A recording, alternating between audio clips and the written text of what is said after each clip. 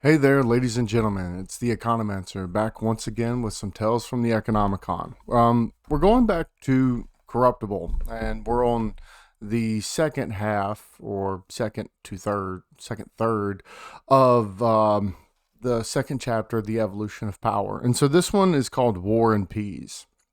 I'm going to read the opening statement, and then we're going to talk about it a little bit. Between 11,000 and 5,000 years ago, everything changed.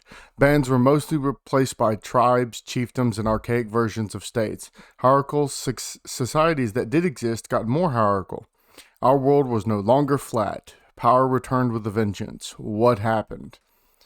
Okay, so it makes the statement power returned. So we went from, you know, our ape ancestors who were highly hierarchical to this flat hierarchy, which again, I don't think was ever proven or actually validated in any serious effort. It was just kind of discursively relating to some stuff that other people did, and also bringing in the idea that, yeah, so there were hierarchies in other places that we know of, but we're going to point to these ones and say they were flat without caring that we couldn't know, but the counterfactual says that it was.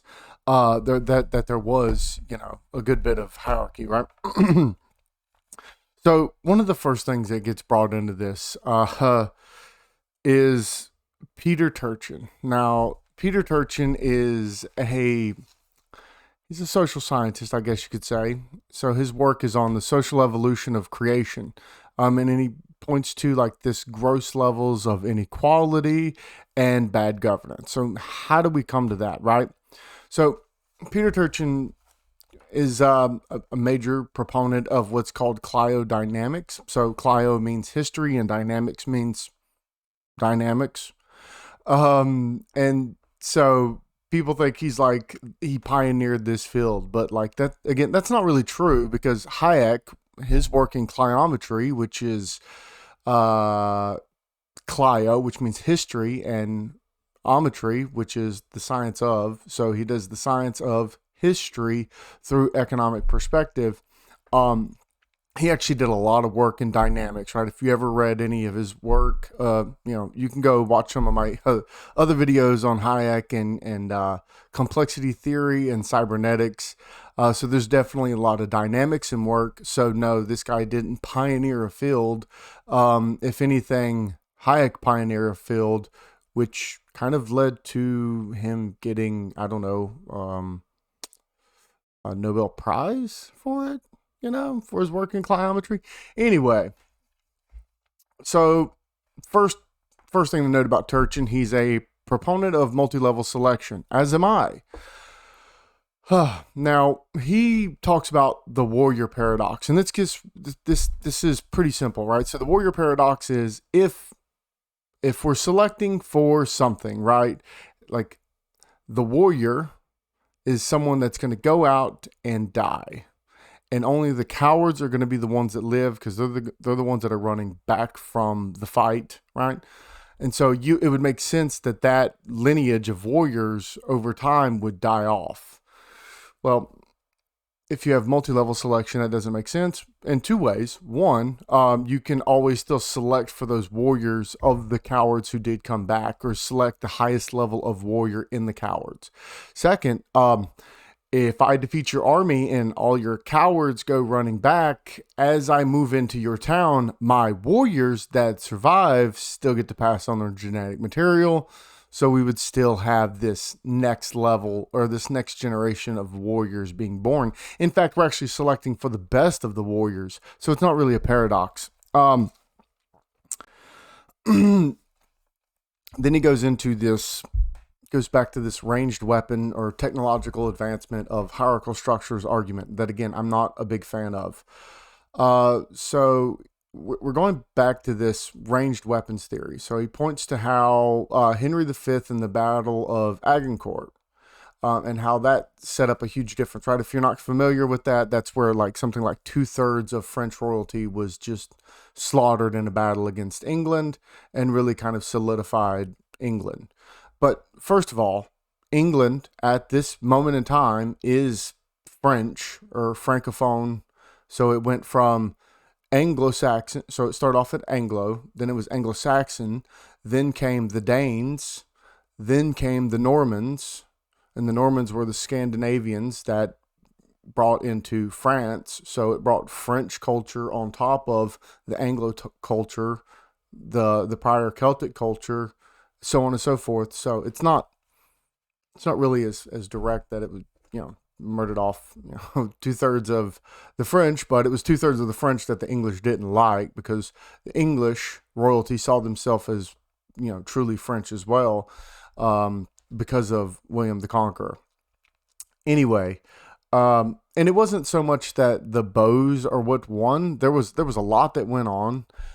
It was a very long battle. Yes, the bows did play an important role in it, but there was other things that held in their favor. Where the battle was, so the terrain was something that was very useful, as well as the timing of the battle, because they very well could have lost.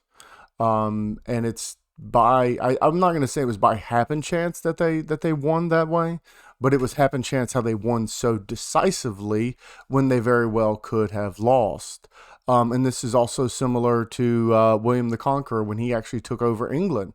He was losing, and then the night prior to the final battle, him and all his people got together and had this really big prayer and a lot of stuff like that. And then they went in the next day, and based on what William the Conqueror said, by the grace of God, they ended up winning. So yeah, there may be some divine intervention in there. I don't know if the technology, again, is what flattens this hierarchy, because I don't think that it is. So it's not just the battle wasn't just dominated by technological differentiation. On page 33, I'm going to read you this quote, because this made me like cringe, because it answers the question. Again, it answers the question almost to the entire book, but it's left out in the open, like it's not answerable. Put enough people together, and hierarchy and dominance always emerge. It's an ironclad rule of history. That answers the question. That's the evolution of power. As you put enough people together, you're going to need hierarchy and dominance. It's always going to emerge, because it has to deal with the level of complexity within the communication, within the system, and also with the systems talking to each other on separate fronts, because of the exchange of different mediums, or capital, or whatever. If you take Bordeaux's theory serious, you're still going to need different types of capital to exchange. And so as soon as it becomes more complex, you're going to need hierarchies. You're going to need dominant, which I don't even like the term dominance. I do think that that's wrapped in a lot of Marxist presuppositions. So it could be competence. It could be something else. But there is something there that is a part of the nature of humans.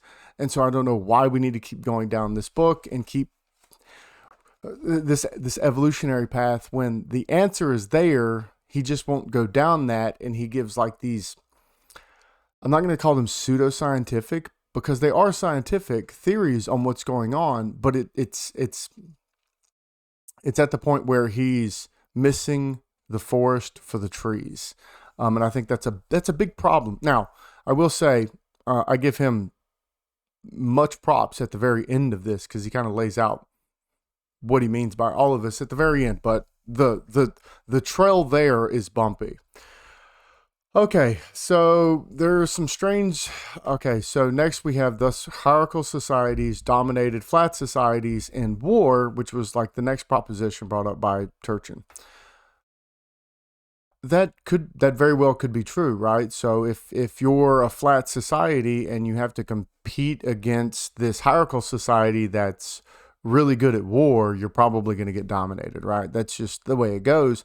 And so you have to band together to create a hierarchical society to keep from being beat down by the other hierarchical societies. And then, now you're competing hierarchical society versus hierarchical society. So yes.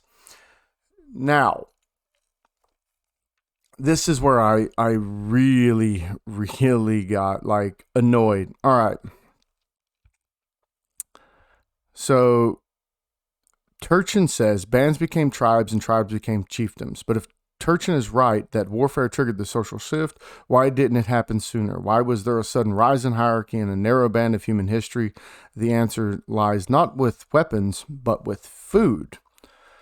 Okay, and here's another idea. Plus, on the battlefield itself, having leaders, generals with formal power over the soldiers was much more effective than a ragtag bunch of soldiers making their own decisions.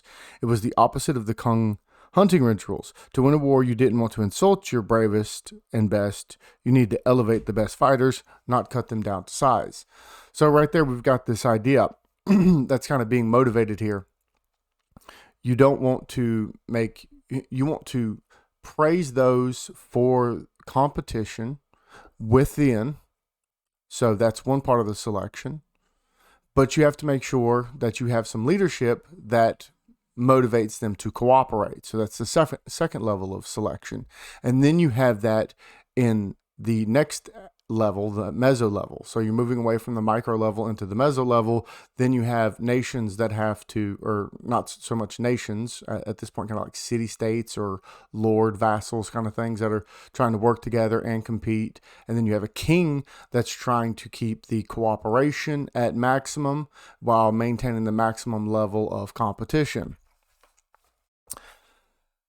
And there's a strange inference made in this about, where corruption comes from. And basically what he says is that if you look at the history, right, all of these great men, they come in and they usurp this power that they gained from their military strategies and stuff like that. And that leads them into political power.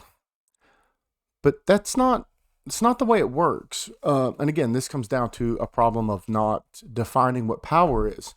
Because I can give you two examples of the opposite, right? So one is St. Constantine and the other one's George Washington. Both of these individuals did not usurp power. In fact, Constantine was told that he wasn't allowed any power and that his father was Augustus of the Western Roman Empire. And then when his father died in a battle somewhere in England, I can't remember the exact name, the troops put him in power, which means he was empowered by the troops that he was working with, despite the fact that the Augustus of the Eastern Empire had stated that he's not allowed any power, that he had actually put like his nephew or something over there to be the next Augustus and not Constantine.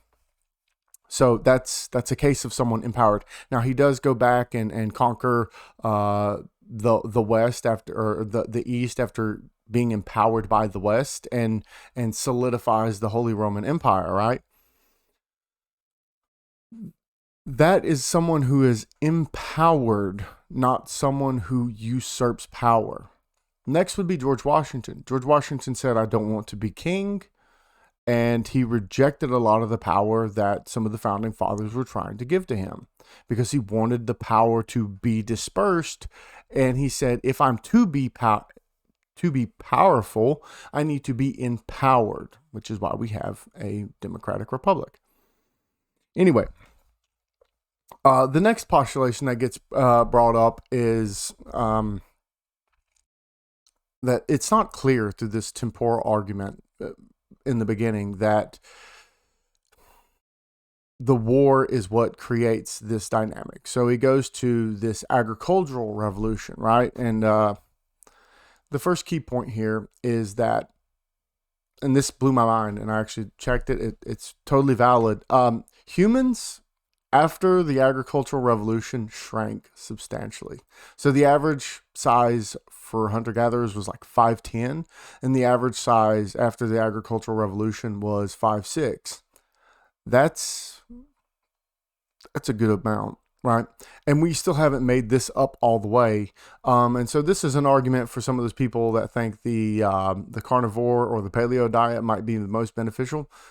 Apparently, for like your testosterone levels, male performance, and size, it very well may be what's best. Okay, so he states this agricultural revolution we ushered in a new era of inequality. Yeah, okay. Now, what he proposes is he pulls from Guns, Germs, and Steels, a book I haven't read, but it sounds really fascinating, that agriculture is more scalable, whereas hunting and gathering isn't scalable, especially for like population size.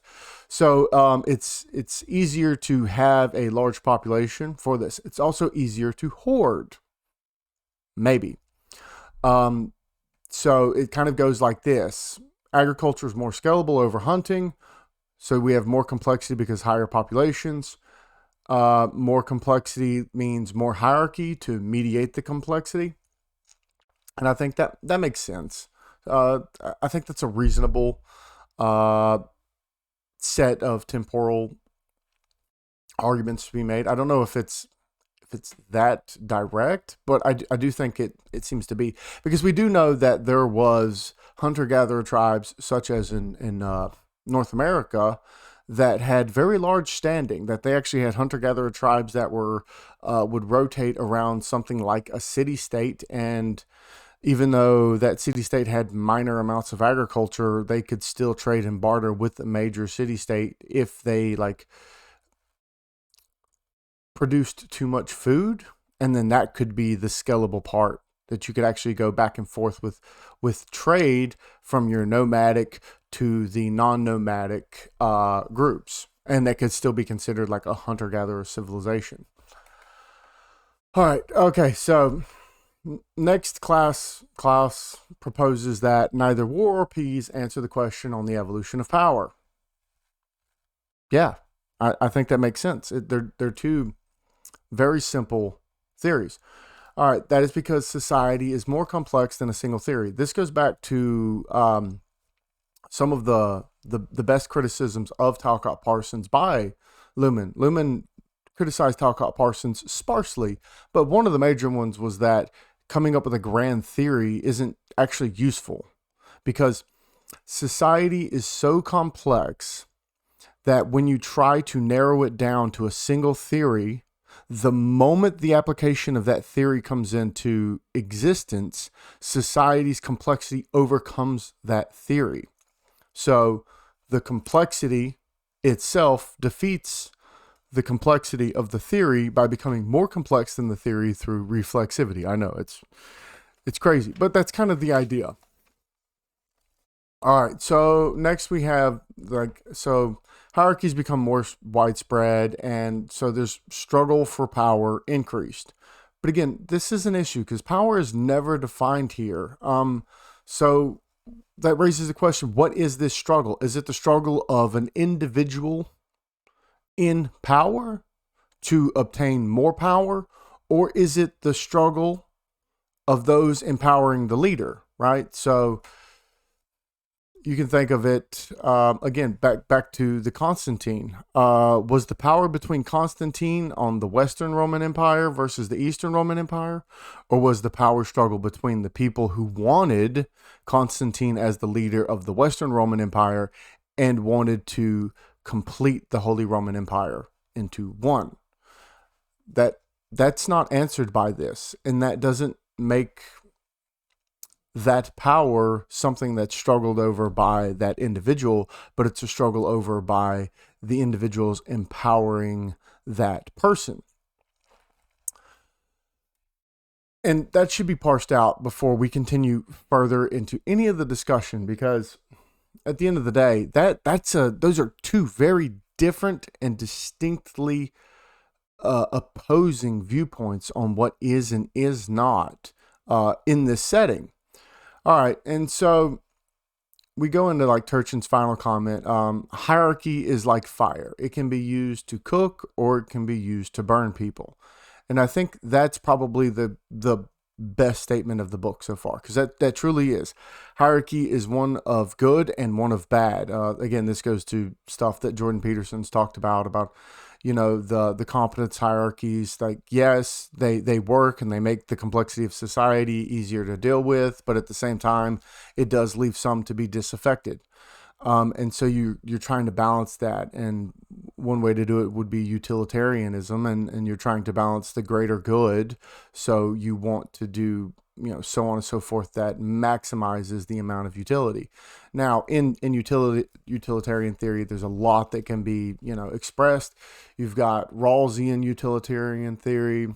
So you can't make everyone better off until you bring up the bottom to be better off. And you can think of it pretty simply that if you take the aggregate utility of everyone, right? Once you're at some point, you're at diminishing marginal returns for the utility that you gain. Whereas someone on the bottom, they could have huge increases to their utility from minor pecuniary stimulation, right? So the idea is to tax the rich, give it to the poor, so that redistribution is validated through this utilitarian analysis. Because that person that taking $1 billion away from Jeff Bezos to redistribute it to a bunch of poor people, it doesn't make Jeff Bezos any worse off, because he has like 183 billion or some stuff, but it makes those at the bottom a lot better off.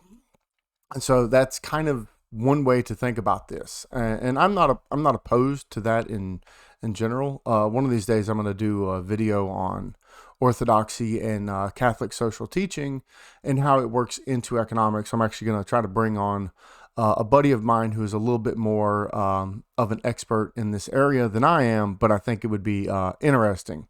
And also looking at how it differentiates itself from the Sojourner movement and the Protestants, and then the prosperity gospel and stuff like that.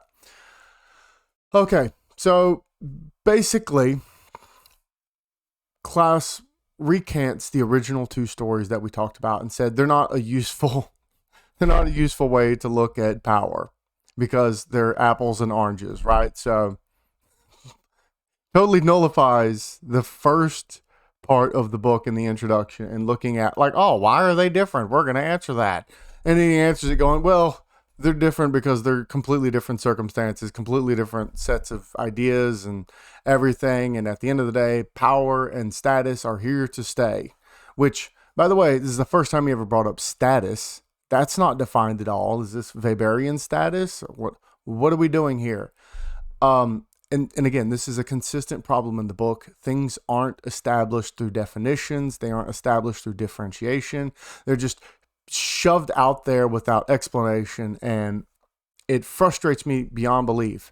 Now, if anyone's ever read any of my work, it's highly technical. It's about impossible to read. But the one thing you will never walk away with is the idea that I didn't define something, because I will spend a paragraph or two defining something very specific so that I know that the reader understands what I'm talking about. And I'm not just throwing words out and assuming that the person can read my mind on knowing what that word is and what it means, because man, it is super difficult to read something and go, what do you mean by this? Why do you, like, what does that mean to me? Like, how am I supposed to take that?